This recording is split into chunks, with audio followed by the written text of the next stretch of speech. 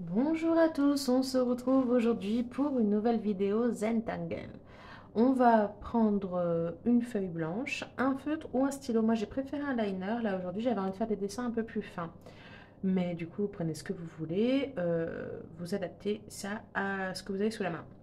Je divise comme d'habitude ma feuille parce que je vous montre plusieurs exemples. Vous reproduirez dans les formes que vous voulez les différents modèles, tous ou un par un, comme vous voulez. Dans la première partie, on va commencer simple et vraiment pas prise de tête. On fait des vagues, on essaye de suivre un petit peu le mouvement. Bon, c'était pas malin de ma part de commencer au milieu parce que du coup, c'est vrai qu'on casse le rythme de l'autre côté, mais du coup, voilà, c'est en forgeant qu'on devient forgeron. Donc, on fait des petites vagues toutes simples, on commence à se libérer la tête. Et là, je vous promets que plus c'est long, plus votre tête va se vider. Et c'est vraiment le but pratiquement de tous les exercices qu'on va faire aujourd'hui, c'est de le lâcher prise. Vous allez tirer un trait d'un point A à un point B, droit, pas droit, on s'en fout. Avec beaucoup d'espace, pas beaucoup d'espace, on s'en fout. Je vous jure que on devient très résilient avec ce genre de trait. On le laisse aller et on pense à rien d'autre qu'au trait. Donc lâcher prise dans le sens, je commente un peu parce qu'il n'y a pas grand chose de spécial pour cet exercice à part voilà, des petites vagues dans un sens et des lignes droites dans l'autre. Donc ce genre d'exercice, c'est vraiment pour, ne, pour les gens qui n'arrivent pas à s'enlever une espèce de pensée un peu obsessionnelle, qui n'arrivent pas à vivre ce qu'on appelle l'instant présent, le moment présent, le moment vraiment là, maintenant. Moi, je suis assise dans ma cuisine avec quelque chose de pas très bon pour la santé dans la main et je commande cette vidéo. Voilà, ça c'est mon instant présent.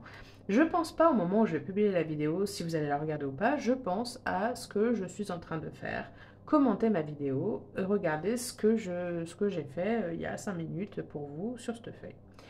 Et donc du coup, je peux dire à chaud ce qui s'est passé dans ma tête, ben rien, à part le fait que je traçais des traits. Et qu'il n'y avait pas de pensée parasite. J'ai pas pensé au travail, j'ai pas pensé à ce que j'allais faire après, j'ai pas pensé à ce que j'allais manger à midi, enfin ce soir. Vraiment, juste le côté un peu contraint dans l'exercice, comme moi je vous le propose, parce que je découpe ma zone et que c'est une zone limitée. Imaginez une feuille de papier complète, c'est peut-être moins une contrainte pour certains. Là, il y en a une petite pour moi, il faut que je réduise mon geste. Imaginez une feuille complète remplie de vagues comme ça et de traits. Pas grabouillon parce que vous avez organisé votre pensée. Et là, je vous montre que ça marche très bien avec un stylo plus fin. Bon, il n'est pas beaucoup plus fin, mais voilà, vous pouvez jouer avec les épaisseurs. Donc pas pour... c'est pas un boxon désorganisé, hein, c'est vous avez quand même un peu structuré votre travail, vous avez fait des vagues et après vous avez fait des traits. Donc il y a une espèce de structure, il y a quand même l'esprit qui est content parce qu'il y a une espèce de petit contrôle, mais c'est une blague qu'on lui fait. On l'endort 2 secondes pour mieux l'avoir après, quoi. Deuxième exercice, je me rattrape un peu de la boulette de la semaine dernière. On repart sur à peu près la même base d'exercice manquant. Donc on trace des lignes droites qui se croisent, mais pas du tout là. On a l'impression qu'elles sont très régulières. Maintenant, vous allez voir que je vais partir à droite, à gauche. On croise des lignes. On prépare des zones, en fait, qu'on va retravailler après. On ne réfléchit absolument pas, pour l'instant. On trace des traits.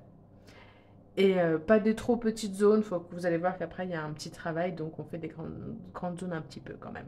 Et en fait, eh ben, on va retracer la forme qu'on voit.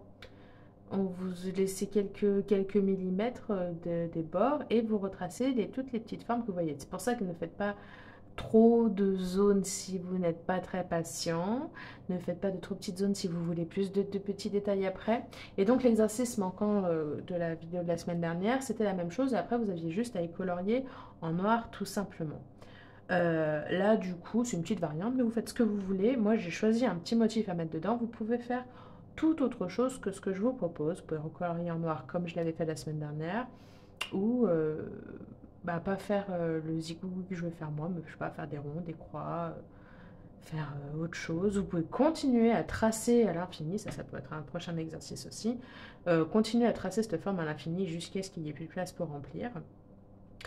Et donc voilà, je vous rappelle que le Zentangle, il y a des bases et en fait, il y a plein de choses qu'on peut reprendre sur une base du début et après un peu adapter à ça. Alors vous inquiétez pas, je ne vous ai pas filmé tous les traits euh, à la suite. Je vais m'arrêter et commencer le remplissage pour vous montrer que c'est pour que ça aille un peu plus vite. Et donc, du coup, vous voyez, je me suis pas cassé la nénette. C'est des petits zigouigouis, un peu à gauche, un peu à droite. Si je veux faire qu'à droite, je fais qu'à droite. Si je veux remplir toute la zone, je remplis toute la zone. Et je vais d'ailleurs pas le faire, je crois. Euh, Parce que du coup, il y a quand même toujours une espèce de contrainte hein, pour l'esprit. On rentre dans une caisse. Après, si vous voulez dépasser, vous dépassez. Mais du coup, comme d'habitude, excusez-moi, la chaudière s'invite. Et donc, du coup, voilà, mes petites zones où c'est trop, trop serré pour faire des zigouigouis, et bien, je fais des petites boules. Et du coup, ce que vous pouvez faire aussi tout le long, je vous dis, c'est un exercice qui se reproduira souvent avec des variantes. Lui aussi, il est assez libérateur. Vous inquiétez pas, je ne me suis pas filmée de A à Z et je ne vais pas meubler pendant 10 minutes. Je vais faire une pause et vous reprendre pour l'exercice suivant.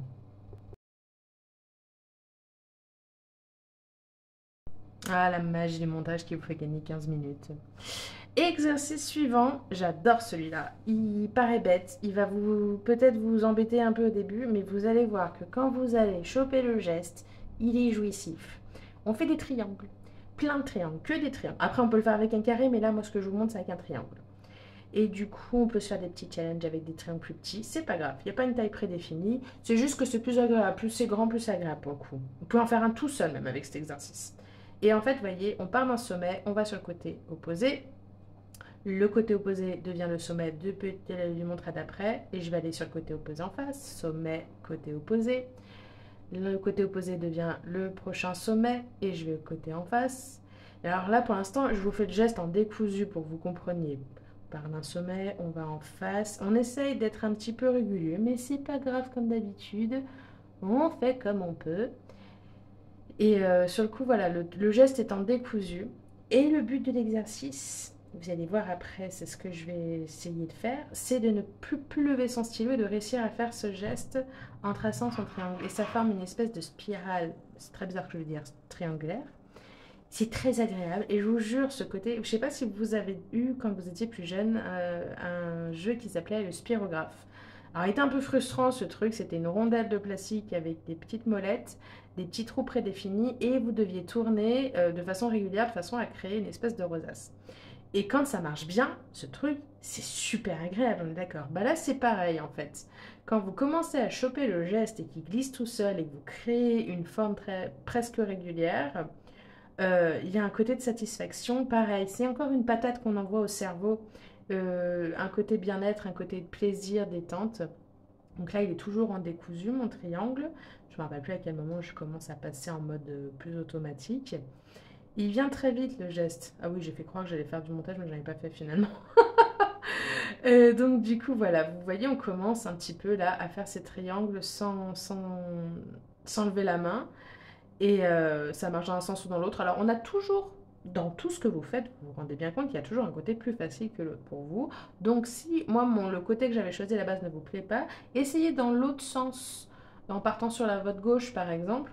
Peut-être que votre cerveau réagira mieux, votre main réagira mieux et il y aura plus de satisfaction et ça ne sera pas une contrainte. Il ne faut pas que ces exercices soient des contraintes. S'ils vous énervent, arrêtez-les. Si vous commencez un dessin et que vous n'avez pas envie d'aller jusqu'au bout pour remplir, par exemple, l'exercice d'avant, ce n'est pas grave, vous vous arrêtez. C'est pas fait pour s'énerver, c'est fait pour se détendre. Alors, on ne se fait pas des frustrations en plus. Et vous voyez, pour les gens qui aiment les choses graphiques, le truc super sympa qu'on peut faire quand même avec ce dessin. Là, j'ai choisi, comme je disais, d'en mettre plusieurs à côté, mais vous pouvez décider de se faire un seul grand. Vous pouvez le faire à la règle, mais c'est moins drôle. Ça sera esthétique, mais c'est pas le but recherché. Et vous voyez, mine de rien, je pensais que j'allais la passer en accéléré cette partie, et finalement, on a fini de la remplir. On passe à l'exercice suivant, qui est vraiment pas très compliqué. Là, je vous mélange un peu tous les styles, un peu tous les niveaux. Il n'y a pas de niveau difficile, hein, il n'y a que des choses simples. On va faire un petit peu une petite chaînette végétale. Donc on fait des petites formes comme ça qui se suivent, on fait une petite guirlande, toute simple, toute bête. Et là j'ai utilisé aussi le feutre pour vous montrer que ça marche très bien. J'ai pas pensé à le faire pour les autres. Alors pour les détails, non, le feutre aurait fait juste des boulettes. Mais pour les exercices comme ça avec des traits, ça peut très bien marcher. Choisissez peut-être plutôt de faire uniquement cet exercice sur une grande feuille parce que c'est vrai que du coup on peut mettre plus de détails et c'est les petits détails en fait qui rajoutent le charme à l'exercice. Et là, du coup, je remplis mes graines en faisant juste des traits, suivant les lignes. Après, si que ce soit droit ou pas, c'est pas grave.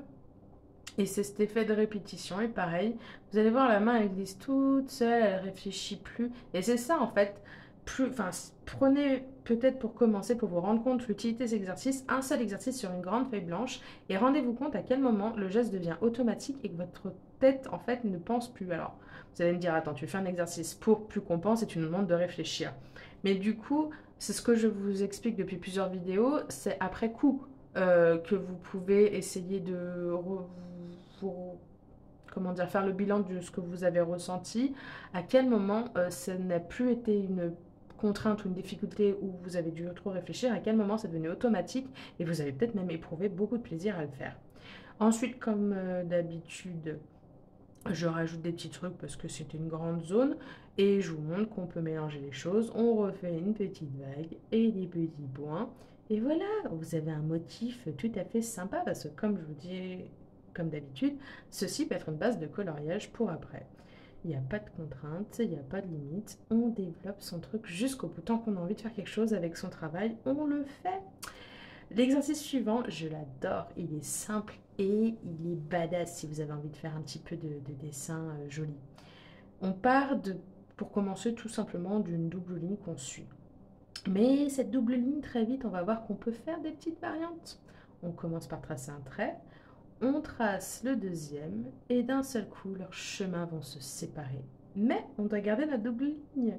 Donc on re-remplit avec une troisième ligne qui suit les contours de l'une et de l'autre et on crée une nouvelle zone de dessin. Et c'est un petit côté un peu zèbre, hein, finalement, on peut l'appeler comme ça, cet exercice, l'exercice du zèbre. On peut rester sur des lignes qui simplement ondulent. Après, je vous montrerai qu'on peut un peu bifurquer avec des petites pointes.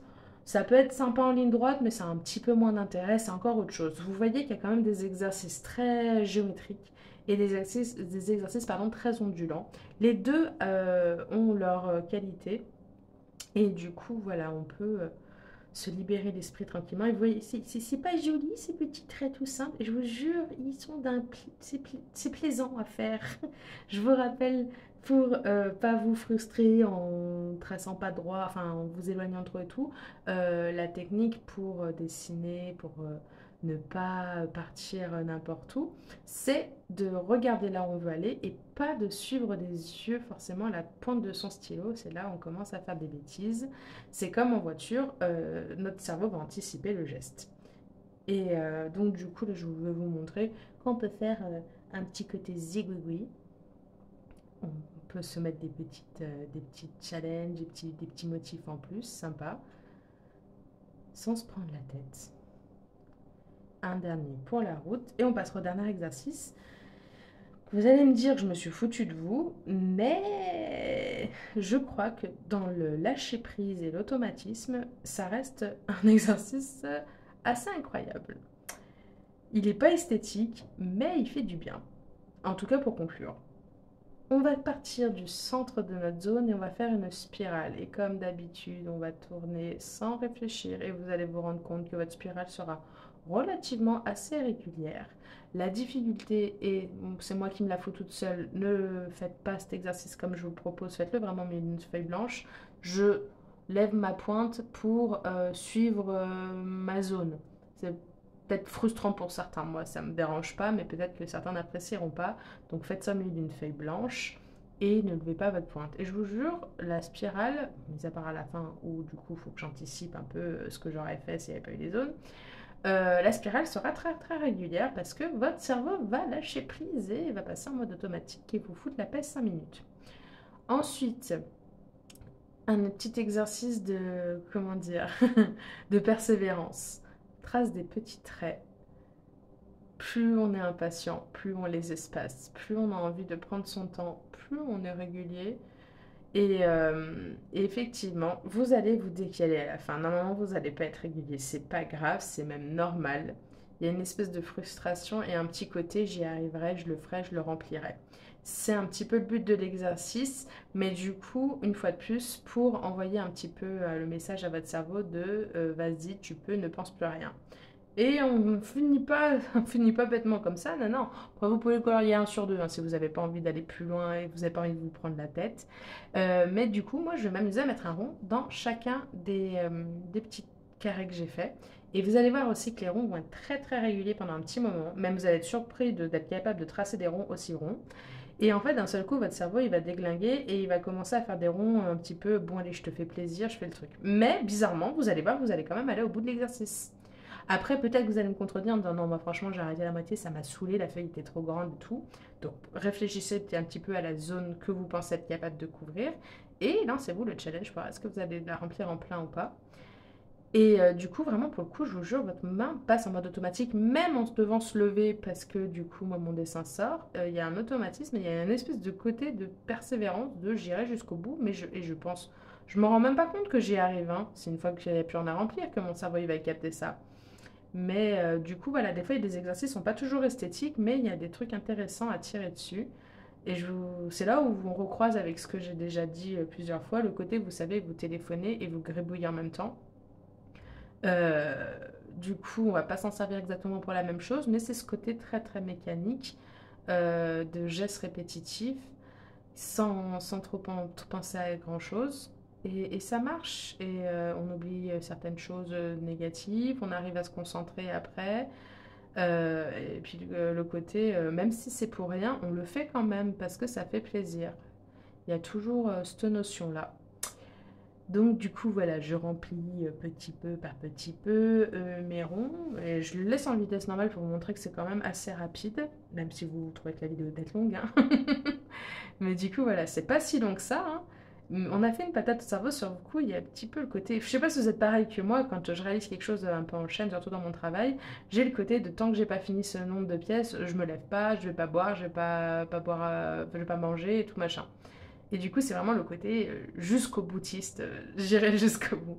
Et puis, comme d'habitude, une fois que tu as fini, si tu as envie de continuer à t'amuser, prends des feutres, des crayons de couleur et joue avec le coloriage que tu t'es créé exprès sur mesure en fait. Toujours sans contrainte, si tu n'as pas envie de le faire, eh ben écoute, c'est ton droit. Ouais, on a même le droit de dépasser parce que du coup, on regardait si ça tournait toujours et on a visé à côté. Et du coup, voilà, j'espère que cette vidéo t'a plu. Je t'invite à t'abonner et à la partager et à commenter pour me dire ce que tu en as pensé.